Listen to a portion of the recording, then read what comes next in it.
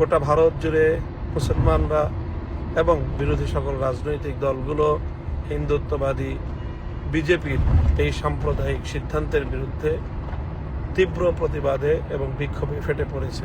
কিন্তু সেই তুলনায় বাংলাদেশ এখনো নীরব।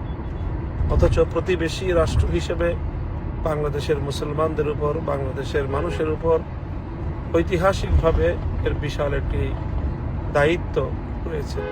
1992 সালের 6 ডিসেম্বর উগ্র হিন্দুত্ববাদীদের মাধ্যমে শাহাদাতপ্রাপ্ত বাবরি মসজিদের শাহাদাতের ঘটনার পর যেভাবে বাংলাদেশ গর্জে উঠেছিল এবং 1993 সালের 4 জানুয়ারি ভারত অভিমুখে লক্ষ লক্ষ জনতার বাবরি মসজিদ নির্মাণের লক্ষ্যে ঐতিহাসিক লং মার্চ সংগঠিত হয়েছিল, যা সারা পৃথিবীতে আলোড়ন তুলেছিল এবং ভারতকে সারা পৃথিবী জুড়ে চাপে ফেলেছিল।